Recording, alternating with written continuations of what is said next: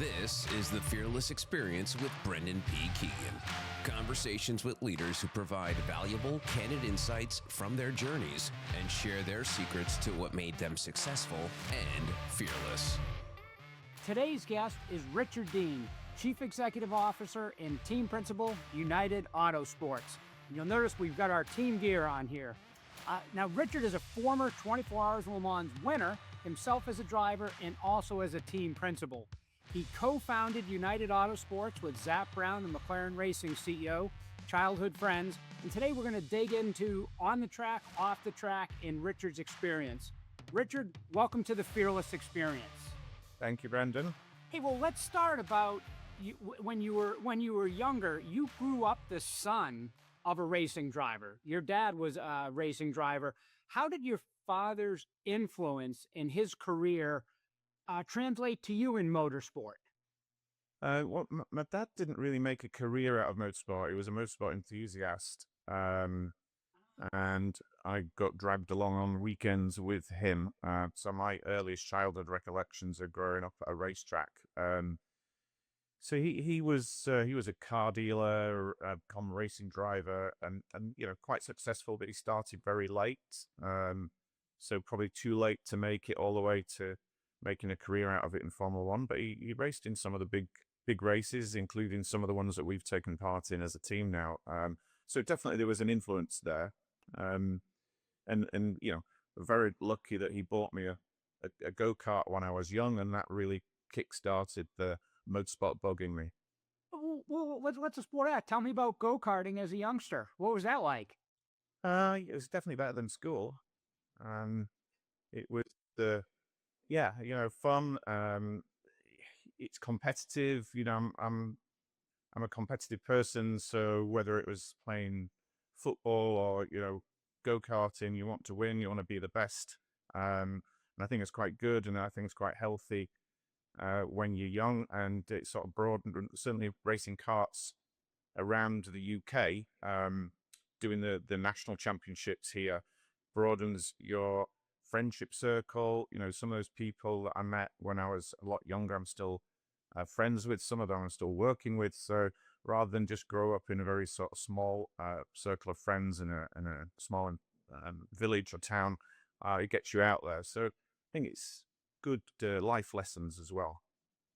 So now, it was back in 2009, you and Zak decided to found and start United Autosports. And what was your vision? If you went back to 2007 or 2008, before you did this, and then as you did this in 2009, kind of walk our audience through, what was your thinking? What was your vision? What did you think you were trying to build? Well, listen, on a podcast that's about leadership and business, I'd love to tell you that we had a great plan and we knew where we were going, and that the business plan that we went to the bank with got a rubber stamped of approval. It would have never passed any bank, any business board. It was very. We were both a little bit of a crossroads at what we were doing. Zak was moving his family to London, and I just finished a project that I'd sort of had enough of, that I wanted something new. I wanted to get back into team ownership, and so we just had a brainstorm. I mean, honestly, I'd love to tell you, like you say, it was we sat down and we planned it, and we had masses of drawings and direction over a boardroom table, but it was over a glass of red wine that we thought it would be a fun thing to do. And we started very small, and of course we're both competitive, Zak and I. So number one was we wanted to be the best, and we wanted to win and excel at what we were going to do. But we never imagined it would grow to the size of the team and the success that we've had so far. Well, one thing you talked about that's actually a theme with a lot of entrepreneurs, so I would tell you you're in the majority, not the minority, is I think if we brought 100 entrepreneurs onto one call and said, if you all looked at your original plan and your plan 15 years later, I would be willing to bet less than 10% of people would say you can even recognize the two. So even though you may feel like, hey, those were early days and it wasn't what we thought it was going to be, and and you were having red wine, I think you'd find that's more common on the entrepreneurial journey than somebody who went to a bank with a plan, got it funded, and quite frankly executed it just the way they thought. So, one of the things we try to do on the podcast is let that entrepreneur that's right now struggling, saying, I don't know what my plan is, my vision isn't working, I don't know what the bank's going to say, is kind of let them know you're not alone. It's 2025, 15, 16 years later. You're wildly successful with United Autosports. You've won some significant races, but that's not necessarily how you drew it up then. But let's jump back a little bit. Before founding United Autosports, you were a driver yourself, and I believe, was it 2006? You won the 24 Hours of Le Mans as one of the drivers. Is that correct? Yeah, that's correct. And I mean, to your Tell us a little bit about that. Tell us, like, what was that like? Just walk us through what it's like to be um, the world's most famous race, and you won it. yeah, I mean, to your original point there about the direction of the business, I think it's absolutely true that it's a bit like when you're at school, isn't it? And you sit in front of your school teacher and the board, and they ask you what your career is going to be, and at that point you've got no idea. And but Zach and I were passionate about motorsport. It's all we'd really ever done, the pair of us. It's all we'd ever dreamt about. And again, I think the old adage goes that if you can find a job that you love, then you never have to work again. And while that's not necessarily true every day, it's certainly majority of the time it's true. And if you're passionate about it and you love every single day when you roll up at the office, or for me, you roll up at a racetrack, I think we obviously do a much better job. And the experience I've got from running a team comes from racing myself, and to your point, at some of the big races that were done, including Le Mans back in 2006. And these are all things that at the time, they're ambitions that you think, if I ever get to race at Le Mans, I'll be happy. But then when you've raced at Le Mans, you're not happy until you've won it. And if I ever win Le Mans, that'll be it. I can retire happy. But then you think, okay, I won the category in 2006, but I didn't win the race overall. And that still sort of drives us on to achieve the next thing. So yeah, winning Le Mans as a driver was amazing, and I learned an awful lot about it, because at the time I wasn't just a driver; I was the team manager at the time. So I was wearing multiple hats. So every time when I got out of the car, where normally you'd have like a 2-hour period to go and rest and eat, it was really trying to organize staff and see guests and whatever. So it really was a lesson in every aspect of the jobs that you have to do in a big race like Le Mans. So you could almost say, as a driver, you were a little bit of an entrepreneur. You were driving, you were managing, you were entertaining, probably helping with sponsors, and so that probably made your transition from driver and team manager to team principal and owner. Can you kind of talk to us about that transition? Because a lot of people are in a career, and they're looking to do something different. Now, it might not be a different industry. You stayed in the same industry, but very different, going from manager or driver to owner. And I think a lot of people like hearing stories of people who made that transition, the good and the bad. So could you just kind of tell us about your transition from driver, part-time team manager, to team principal, CEO, and owner? What that was like? Um, it was a natural transition. Again, it was not something that I had mapped out in my career, but it's something I was very aware of, that your shelf life as a racing driver is limited. I'd probably push that right to the extremes. Maybe I had another few more years out of me, but I suppose the fear of having to get what my mum might say a normal job, and have to step out of motor racing, but knowing that my career as a driver was sort of coming to an end naturally. How old I was, you start to then look at what else you can do in the sport, and the most important thing for me was staying in the sport. And you know, I like to I like to be in control of what we're doing. I like to be have, the direction of where we're going. I think I know what a good job looks like, even though I may not be able to do all the different roles that are required for a success in motorsport. A successful team, I might not be able to do all those jobs. That I certainly have watched people do those jobs, and I know what a good job looks like. So I felt I was in a good position to learn everything I had. I've driven for lots of different teams. And some things I liked and some things I didn't like. And when Zak and I started the team, it was always in my head to ensure that we picked out those best things of all the teams that we'd driven for in the past and tried to improve on them.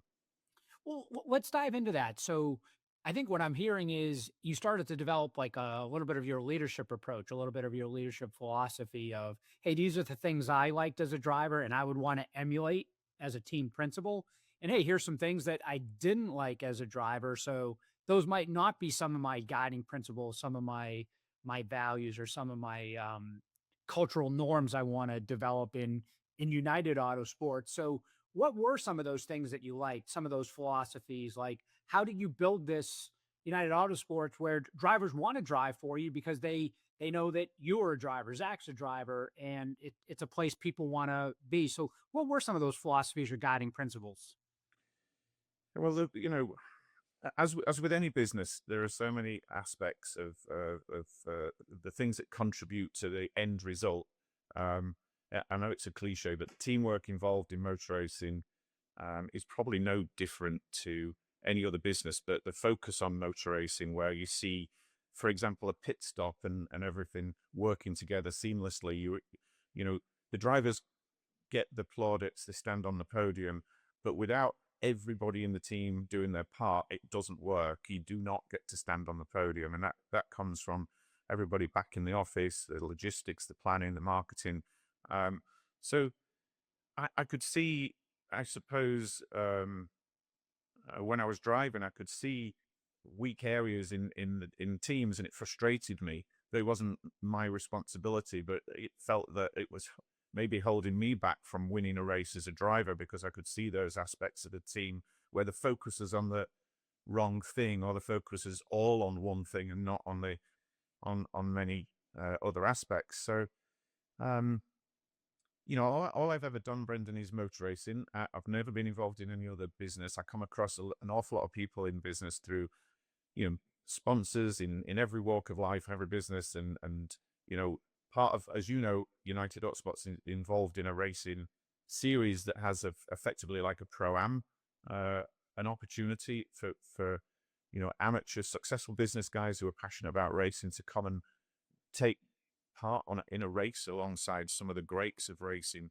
And there's not many sports like that, but because of that, a lot of successful people come into the sport, and I get to meet them, and I'm fascinated in how they've made their own way, and I like to take some of those aspects and try to apply it for what we do in racing. And we're always looking for an advantage, and it's not always an obvious advantage that we're looking for in the car and the performance, but we're looking for something that makes us more attractive to a sponsor. How do we attract the best engineers? How do we attract the best drivers?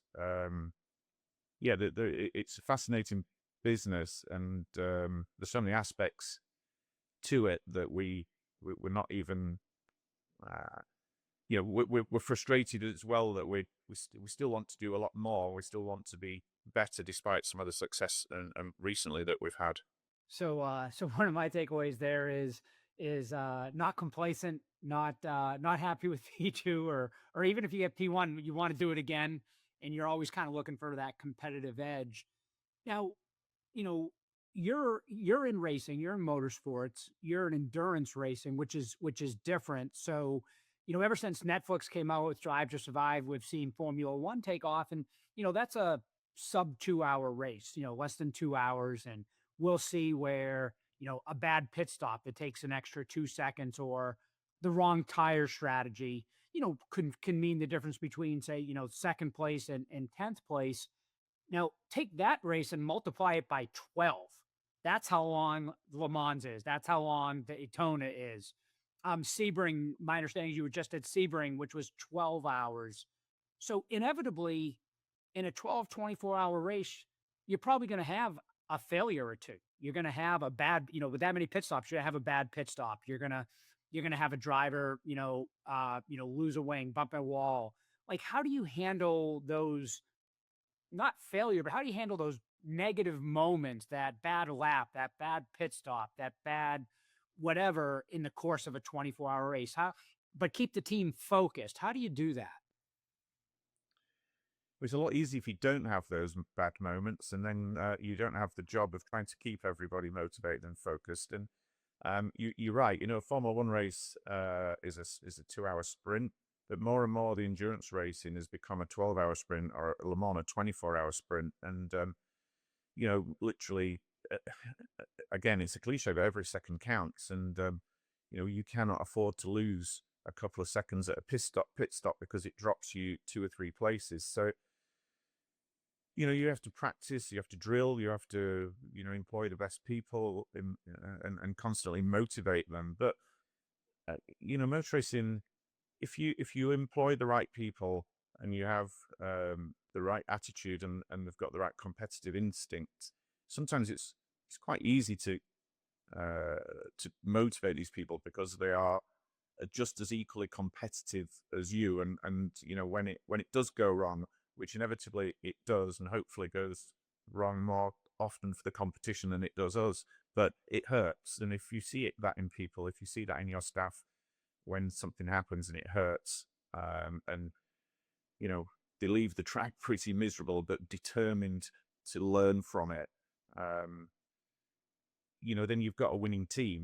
Not everybody gets it right, and hopefully we get it right more often than everybody else. That's the key.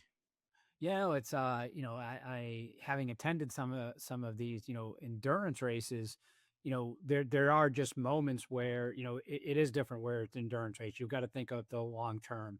But let's switch gears a little bit. So you were a driver, you're running a team, you've got the race strategy, you got the, everything from tires to who are the drivers, what race series you're going to enter. But let's go off the track. You're also the CEO. So you're not just the team principal running the team. You're the CEO running the business, negotiating your building facilities, deciding, do we open up a US facility? Do we go into a new race series as you did as a partner with McLaren? So take me off the track and let's separate the actual racing from the business decisions. Like, that's just totally different. How do you manage all that? And well, again, like I say, I'm probably not a good advert for the education system because I didn't go through, all the colleges and universities and come out of with degrees or whatever. I've just been straight into motor racing, so learning by experience. And business, running a racing team and racing and running a business feels very different. But again, when you win in races, the job of being a CEO, which is managing, the income and the sponsorship, sometimes gets a little bit easier because people want to be involved. They want drivers want to drive for you. They want to bring their sponsorship. So, if you're successful on the track, it certainly helps the success off the track.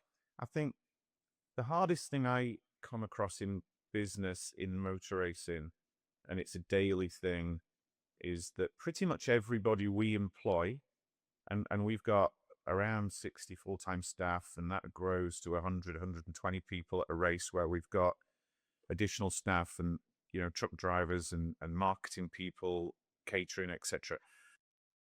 Almost everybody that we employ full-time is employed to make us go faster, to make us more competitive on track. And therefore, they all want to spend money, and they've all got great ideas, and they're all employed to explore advantages, loopholes in regulations, anything that's going to make us go faster. So constantly there's a knock on my door from an engineer saying, if we can have another day's testing, if we can go to the damper dyno rig, if we can have the latest simulation tools, we're going to go faster. So to say no to them when you've employed them to make the car go faster is it's not the right thing to do, but equally you have to balance the budget. So as a competitive nature, my nature is when somebody knocks on the door and tells me they've found something that can make us go faster, I want to do it. I want to have it, but you have to balance that budget. And, I suppose that's the hardest thing, controlling your competitive instinct to think that every penny you spend, every pound you spend, every dollar you spend is going to make the car go faster, and therefore it's going to make your life easier. It's just finding that balance. But again, I suppose in business you have to look at where what's going to give you the best return on your investment, and then suddenly you realize that you're probably no different to any other business trying to balance that return. Do I spend all this money in marketing? Is it going to give me the return? Do I spend it in production? Is it going to be able to churn out whatever many widgets more in a better quality? It's always trying to balance the growth, the competitive side. So yeah, usually disappointing engineers when they want to disappear off of a week in a wind tunnel and spend hundreds of thousands of pounds. That's the hard bit. So saying no, saying no to things that will make you faster, but won't make you stay in business, I guess. Yeah, deciding which of those you're going to say yes to and which you're going to say no to. So as you've built up your, let's call it, your business muscles, have there been any people in your life, mentors or other team owners or friends or anybody that's helped influence you as to how to make those priorities, have helped you understand what to say yes to or no, or anybody you've emulated that you've taken some lessons from or mentored under? I think naturally you have your heroes, you have the people that you admire, you have the people in the sport or in life or business. Like I say, my dad was very much an entrepreneur. He very determined about how he went about things. I mean, he was a car salesman, so I suppose my negotiation of all the contracts he talked about, all the drivers that we've got, sponsorship probably comes a little bit from my dad. Having known Zak for 35 years, there's a lot of aspects and attributes that Zak's got that he's quite remarkable. What he's achieved at McLaren, I'd like to say is no surprise, but at some times when we were young, you grow up with somebody and you see strengths in him, and just to watch what he's achieved in the sport that he's loved is incredible. But on the flip side, it's not a surprise. He sets the pace in work ethic. He's absolutely relentless in his pursuit and of his goals, and so he's a big influence on me. Always, whenever I'm thinking, am I tiring? Am I struggling to get to the finishing post? That Zak's always going to be pushing you, and he's always going to be there. And so work ethic, I think Zak's probably right up there. And then I've got some people that work alongside me within the team that have been with me a long time, that keep my feet on the ground. And when they hear me complaining about the travel, and I've got one person in particular, Brendan, I think you've met, who is affectionately called Flower within the business. I've worked with him for nearly 40 years. He was my race engineer when I raced in Formula 3. He's 81. I don't think he'll mind me telling you this over a podcast, but he's 81 years old this year. He still works in the business. He runs all the historic side of the motorsport. He looks after all Zak's historic Formula 1 cars. He's in the excuse me, he's in the building pretty much before anybody else. But I've been working with him a long time. So when he hears me complaining that I'm tired and I don't like traveling through the airports, he usually brings me down to ground. He tells me to shut up. He's got a great phrase. He's like, well, we're not digging coal for a living, so shut up and get on with it. And it's usually a good reminder that we're in motorsport. There's some pretty difficult jobs that I should be very grateful that I'm in the sport I love. So I love working with the people that we've got. Some of them have been working with me for a long time. So yeah, those are probably as a broad aspect of people that keep me motivated, keep me grounded, and inspiring. So from your dad, kind of on the business side, negotiating contracts, probably selling a little bit, to your business partner that you co-founded with Zach, to kind of the company's elder statesman who keeps you grounded and reminds you, yeah, it's tough, but you're doing what you love, and you're not, digging ditches, if you will. So now you did touch on something there that I wanted to chat about. Is motorsports is exciting. It's popular. I know I probably get, two youngsters a week on LinkedIn saying, "Hey, Brendan, I'd love to get into motorsports. Can you help me get in?" Well, let's talk about work life balance. So, how many races will you do this year? Um, it'll be close to high 20s, maybe 30 race weekends by the time you've done testing and um, you know right around the world. Yes. So that's one thing I chat with people about is, yes, it's exciting and it's passionate, but you got 30 races from Tokyo to Austin, Texas. And by the way, come off Le Mans, and you win on Sunday as you did last year, and hopefully you defend this year. And 3 days later, you're in upstate New York at Watkins Glen and competing. And so talk to me about that work-life balance. Because I think that's the side of motorsports that isn't as, let's call it, sexy. It doesn't get talked about, but like, talk about work-life balance. It's a challenge, I would assume.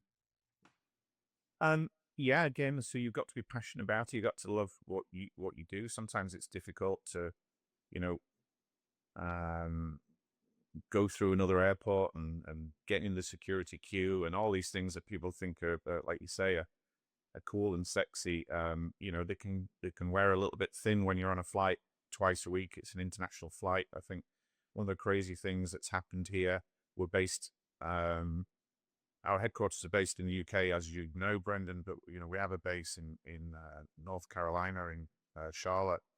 Um, but we haven't had a race in the UK since 2019, thanks to Brexit, I dare say. And so every race that we do is either in mainland Europe or in the World Championship, as you quite rightly say, from Bahrain to Sao Paulo to Tokyo, and then we do the whole North American series. So it's an international flight a week, sometimes two a week. So that's probably the downside to the job. That I think it would be an awful lot harder. I'm married. I've got a daughter. My daughter works in the business. That makes things a little bit easier. Although her mum was very disappointed that she got involved in motor racing. I think she wanted her to be a lawyer or a policewoman or something. But good for me. I get to work with her. My wife's works in sport as well. So again, I'm lucky she's not sat at home waiting for me. She's sports events around the world as well, so that makes it a little bit easier. But I think I haven't tired of what I'm doing. I love what I'm doing, and I've still got an awful lot that I want to achieve. I think it's back to what I touched on earlier. When Zach and I set out, it'd be cool to go and race in the British GT Championship, but then it'd be cool to go and win a race in the British GT Championship, and be cool to go and race in Europe and win a race in Europe, then win a championship in Europe. So there's always something else that drives you on. And we've won the World Championship, we've won the European Championship, we just won Daytona, we won Le Mans, but we haven't won Le Mans outright in the hypercar class, and we haven't won the North American Championship. And those are still goals there that at some point I'm going to be happy and say, okay, that's it. But I don't feel anywhere near that yet. So um, my work-life balance at the moment is still uh, in a nice check and a nice balance. Yeah. Well, I'm not convinced that when you win Le Mans and Hypercar in North America, I'm not convinced that you're then going to see you're satisfied, because if I look at your racing partner over at McLaren, Zach, I think he won the Constructors Championship last year, and based on the first couple weeks of the season, he doesn't seem complacent with having won it once. I think your competitive nature is you're going to want to, just like you when you won Le Mans, you're going to want to go back and win it again. And for the record, your daughter who works with you runs the logistics for the team. And just for the record, I think she may have the toughest job in the entire 64 full-time employees across your organization, making sure every driver gets there correctly, every tire wrench person, support, catering, everything. I think that's a pretty unbelievable role, but it must be pretty rewarding seeing your daughter successful, under your tutelage and getting a chance to, travel across the globe with her. But if we wrap this up with, there are so many young people that are looking to get into motorsport. What advice would you give somebody in their 20s that if you were talking to them right now, and they're listening, like, what advice would you give to them on jumping into motorsports, how to get in, what to do, what to expect? Just any advice you'd give to an aspiring young person looking to do what you've done. Well, you have to look, sometimes, depending what your mindset is, sometimes the people, I often look when, we're very fortunate, we sit in the pit lane with the cars around us, and opposite usually is a grandstand full of people. And quite often, a lot of those people in the grandstand would love to be on the other side of the fence. They'd love to be involved in the paddock, but they think it's not achievable. It's not in touch. It's not possible for them. And then every now and again, somebody in that grandstand will think, well, why not? And they'll try, and they'll make contact, and they'll offer their work for free to prove themselves. And when I look at the people who we employ and the successful people, and how we employ people, we of course we look at their education, we look at their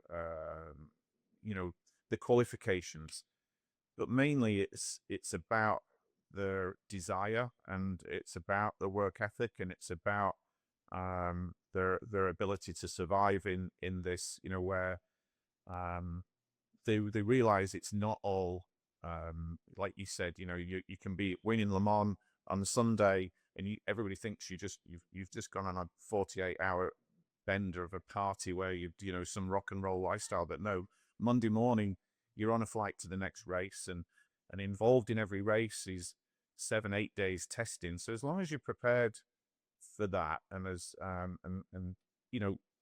I think the advice is, why not? The advice is, why not you? Why don't just, if you really want to be involved in the sport, and it's not just a spectator sport for you. Everybody in that paddock, everybody the other side of the fence has tried and has found a way. And I'm probably a good example of that from where I've been brought up, and the area is not a motorsport area. I don't live near Silverstone. I don't live at Indianapolis. It's but found a way, and you need a little bit of luck as well, and you need a helping hand. But people in motorsport recognize that what they want is people who we're very much a problem-solving industry, and we want people who have got the right attitude and approach. And if you've got the right attitude and approach, you've got every chance of making it in the sport. So I think the message that I'm taking out of there is you have to have the passion. You got to have the desire, and then you have to be persistent. It's not a one and done thing. You've got to be persistent. But to those listening out there, if you are trying to go from the grandstand to the pit wall, that you just got great advice from, a gentleman who has won Le Mans as a driver, has won Le Mans twice as a team owner, CEO, and principal. And I know I've taken about half a page of notes here, Richard, on things I'm going to incorporate in how I go about my day, my life, my leadership, from lessons that you've kind of walked us through today. So Richard Dean, CEO of United Autosports, team principal, United Autosports, former race car driver, partnered with Zak Brown from McLaren Racing. Good luck in your next race. Thanks for taking time out of your race schedule today, which I know you're going to be hitting the track shortly. Thanks for taking the time and for sharing your career, your success, your challenges, and advice for young entrepreneurs getting into the sport. Thank you, Richard. Yeah, thank you, Brendan, and good luck to anybody who wants to get involved in the sport. It's very rewarding, but don't be surprised when you've got to work on a weekend. This has been the Fearless Experience with Brendan P. Keegan. If you want to learn to live and lead fearlessly, go to brendanpkeegan.com.